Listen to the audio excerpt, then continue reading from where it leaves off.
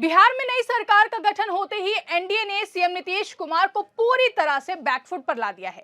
चुनाव नतीजों में बीजेपी बड़ी पार्टी बनकर उभरी तो अब वो मुख्यमंत्री नीतीश कुमार के खिलाफ रणनीति तैयार करने लगी। चुनाव नतीजे आने तक शक के दौर से गुजर रहे नीतीश कुमार मुख्यमंत्री तो बन गए, लेकिन ये राह अब भी काफी ज्यादा मुश्किलों भरी दिखाई दे रही है, क्योंकि अब बीजेपी ने नीतीश कुमार के हाथ से वो मंत्रालय छीन लिया जो उनके पास 2005 से था, लेकिन अब उसे बीजेपी ने अपने पास रख लिया है। तो क्या सीएम नीतीश के हाथ से गृह मंत्रालय लेकर बीजेपी ने साबित कर दिया कि अब नीतीश कुमार की एनडीए में वो हैसियत नहीं रही जो महागठबंधन में हुआ करती थी? और क्या नीतीश कुमार के पास से गृह मंत्रालय लेकर बीजेपी ने उन्हें अभी से ही साइडलाइन करना शुरू कर दिया है? तो इसी सवाल पर आज हम अपने इस स्पेशल रिपोर्ट में करेंगे चर्चा। नमस्कार, आप देखना शुरू कर चुके हैं 4 PM न्यूज नेटवर्क और मैं हूं आपके साथ आकांक्षा यादव। दोस्तों, साल 2024 में बिहार की राजनीति ने एक बार फिर से करवट ली थी, जब सुशासन बाबू कहे जाने वाले नीतीश कुमार ने एक बार फिर से बीजेपी की तरफ पलटने का फैसला किया था। 2024 के लोकसभा चुनाव के नतीजों ने बिहार की राजनीति में एक नया अध्याय लिख दिया था। मुख्यमंत्री नीतीश कुमार का समर्थन करके बीजेपी ने केंद्र में सरकार बनाने का रास्ता तो साफ कर लिया था, लेकिन बिहार में अब सत्ता और विभागों के बंटवारे के बाद से ही बीजेपी और जेडीयू आमने सामने आ गई है, या फिर यूं कहें कि बिहार की राजनीति एक बार फिर से करवट ले चुकी है और इस करवट के साथ ही एनडीए के भीतर सत्ता का नया समीकरण स्पष्ट रूप से दिखाई देने लगा है। चुनाव नतीजों ने एक बात तो साफ कर दी कि इस बार बीजेपी गठबंधन में बड़े भाई की भूमिका में मजबूती से उभरी है, जबकि जेडीयू और उनके शीर्ष नेता नीतीश कुमार अब पिछली बार की तुलना में कुछ कमजोर नजर आ रहे हैं। ये कमजोरी केवल संख्या बल तक सीमित नहीं रही है, बल्कि ये सरकार के भीतर महत्वपूर्ण पोर्टफोलियो के बंटवारे में भी साफ झलक रही है। नई सरकार का गठन होते ही जिस बात पर सबसे पहले और सबसे तीखी बहस शुरू हुई है वो है गृह मंत्रालय। गृह मंत्रालय, जिसे अब तक मुख्यमंत्री नीतीश कुमार अपने पास रखते हुए आए थे, वो मंत्रालय अब उनके हाथ से निकलकर भाजपा के वरिष्ठ नेता और उप मुख्यमंत्री सम्राट चौधरी के पास चला गया है। ये बदलाव केवल एक प्रशासनिक फेरबदल नहीं है, ये सत्ता के संतुलन में आए एक बड़े राजनीतिक परिवर्तन का स्पष्ट संकेत है। नीतीश कुमार, जो अपनी पिछली सरकारों में चाहे वो एनडीए के साथ हो या महागठबंधन के साथ हो, हमेशा से ही गृह विभाग की कमान अपने पास रखते रहे थे, उन्हें इस बार इस विभाग को छोड़ना पड़ा। यह दिखाता है कि गठबंधन के भीतर निर्णय लेने की शक्ति अब पूरी तरह से उनके नियंत्रण में नहीं है और ये शक्ति अब बीजेपी के हाथों में चली गई है। जब नीतीश कुमार ने महागठबंधन छोड़कर एनडीए में वापसी की थी तो ये उम्मीद की जा रही थी कि मुख्यमंत्री की कुर्सी तो उन्हें मिल जाएगी, लेकिन सरकार चलाने की आजादी उन्हें पहले जितनी नहीं मिलेगी। गृह मंत्रालय का हाथ से निकलना इस बात को पुख्ता कर देता है कि गृह मंत्रालय राज्य की कानून व्यवस्था, पुलिस प्रशासन और खुफिया तंत्र का मुख्य केंद्र होता है। ये विभाग न सिर्फ सरकार के आंतरिक कामकाज पर सीधा नियंत्रण रखता है, बल्कि राजनीतिक विरोधियों और संवेदनशील मामलों से निपटने में भी अहम भूमिका निभाता है। इसे मुख्यमंत्री के पास रखना हमेशा से उनकी शक्ति और नियंत्रण का प्रतीक रहा है। अब जब ये मंत्रालय सम्राट चौधरी जैसे युवा और तेज तर्रार भाजपा नेता के पास चला गया है तो ये साफ है कि भाजपा ने नीतीश कुमार पर दबाव बनाने की अपनी रणनीति में पहला और सबसे महत्वपूर्ण कदम उठा लिया है। ये कदम इस बात का भी संकेत है कि भाजपा अब बिहार में केवल सहयोगी की भूमिका में नहीं रहना चाहती, बल्कि वो सरकार के कामकाज और प्रशासनिक नियंत्रण में सीधा हस्तक्षेप चाहती है। सवाल ये उठता है कि क्या नीतीश कुमार ने दबाव में आकर ये मंत्रालय छोड़ा है या ये समझौते का हिस्सा था? राजनीतिक गलियारों में चर्चा गर्म है कि भाजपा ने अपने बढ़े हुए संख्या बल का पूरा फायदा उठाया है और मुख्यमंत्री की इच्छा के विरुद्ध जाकर यह विभाग अपने कब्जे में लिया है। चुनाव नतीजों ने भाजपा को वो ताकत दे दी है जिसके बल पर वो नीतीश कुमार को असुरक्षित महसूस करा सकती है। महागठबंधन में रहते हुए नीतीश कुमार ने अपनी शर्तों पर राजनीति की थी।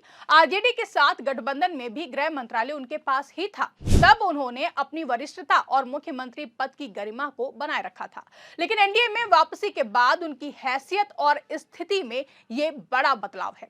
ये साबित करता है कि भाजपा अब उन्हें सहयोगी कम और निर्भर नेता ज्यादा मानती है। ये घटना नीतीश कुमार के लिए एक बड़ी चुनौती है। उन्हें न केवल अपनी नई सरकार को सुचारू ढंग से चलाना है, बल्कि गठबंधन के भीतर अपनी साख और भी ज्यादा बचाए रखने की उनके लिए अब ये बड़ी जिम्मेदारी उनके पास आ गई है। गृह मंत्रालय का नियंत्रण खोना उन्हें प्रशासनिक रूप से कमजोर करेगा और भविष्य में नीतिगत फैसलों में उन्हें भाजपा के विरोध का सामना करना पड़ सकता है। भाजपा की रणनीति साफ दिखाई देती है कि वो नीतीश कुमार को धीरे धीरे हाशिए पर धकेलना चाहती है और गृह मंत्रालय पर कब्जा इसी दिशा में उठाया गया पहला कदम माना जा रहा है। ये दिखाता है कि नीतीश कुमार की एनडीए में वो हैसियत अब नहीं रही जो उन्हें महागठबंधन में मिला करती थी।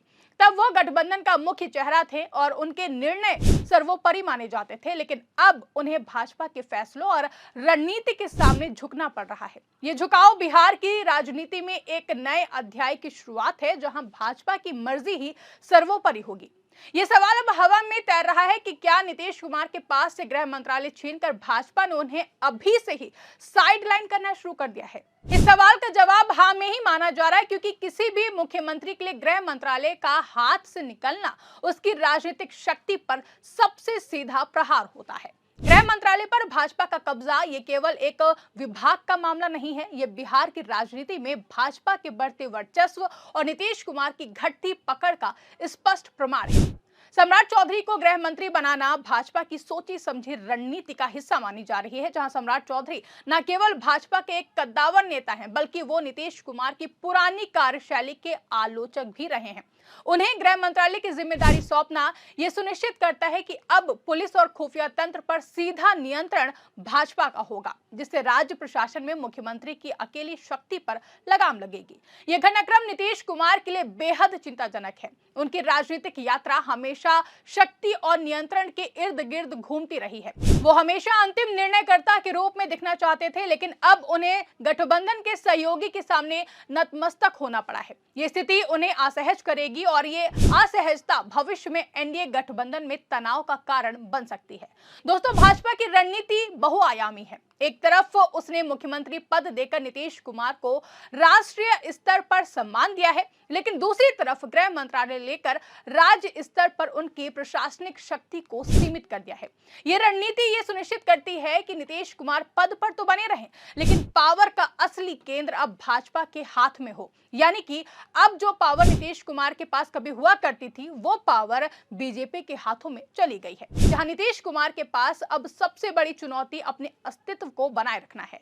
उन्हें अब भाजपा के साथ मिलकर काम करना होगा, जहां भाजपा की अपनी महत्वाकांक्षाएं हैं और वो बिहार में अगली बार अपने दम पर सत्ता में आने की तैयारी कर रही है। गृह मंत्रालय का जाना इस तैयारी का ही पहला चरण है। इससे भाजपा को प्रशासनिक मशीनरी पर गहरा नियंत्रण स्थापित करने का मौका मिलेगा, जिसका उपयोग वो जमीनी स्तर पर संगठन को मजबूत करने के लिए कर सकती है। यह घटना नीतीश कुमार की राजनीतिक विश्वसनीयता पर भी सवाल खड़े करती है। महागठबंधन छोड़कर एनडीए में आना एक जोखिम भरा फैसला था और अब गृह मंत्रालय खोना इस जोखिम की पहली बड़ी कीमत है। उनके समर्थकों और कार्यकर्ताओं के बीच ये संदेश गया है कि उनके नेता अब पहले जितने शक्तिशाली नहीं रहे हैं। ये संदेश जेडीयू के आंतरिक मनोबल को भी कमजोर करेगा। वहीं राजनीतिक विश्लेषकों की अगर हम बात करें तो इसे भाजपा की लंबी अवधि की योजना मानी जा रही है, जिसके तहत वो नीतीश कुमार को धीरे धीरे किंग मेकर से हटाकर किंग की परछाई बनाना चाहती है। सम्राट चौधरी के रूप में भाजपा को नीतीश कुमार के सामने एक मजबूत प्रशासनिक चेहरा मिल गया है, जो मुख्यमंत्री की निगरानी में होने वाले कार्यों पर पैनी नजर रखेंगे। ऐसे में अब सवाल यह है कि नीतीश कुमार इस बदलते समीकरण पर कैसी प्रतिक्रिया देते हैं। क्या वो चुपचाप समझौता कर लेंगे या फिर गठबंधन के भीतर अपनी शक्ति को फिर से स्थापित करने का प्रयास करेंगे। उनका राजनीतिक भविष्य अब इस बात पर निर्भर करता है कि वो भाजपा के बढ़ते कदमों को कैसे रोकते हैं। फिलहाल गृह मंत्रालय के बंटवारे ने यह स्पष्ट कर दिया है कि बिहार में सत्ता का केंद्र अब बदल चुका है और नीतीश कुमार पर भाजपा भारी पड़ी है।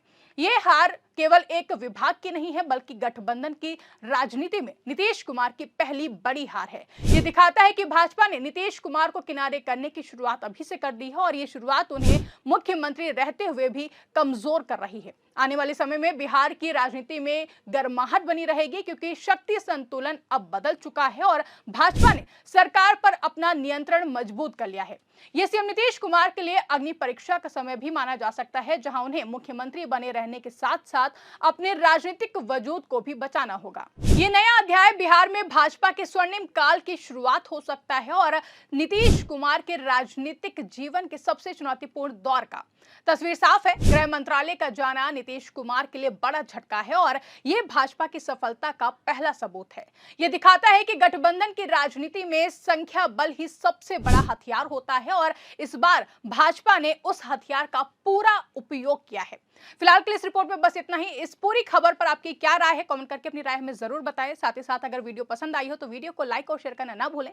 चैनल पर नए हैं तो चैनल को सब्सक्राइब जरूर कर लें और देखते रहिए 4PM न्यूज नेटवर्क।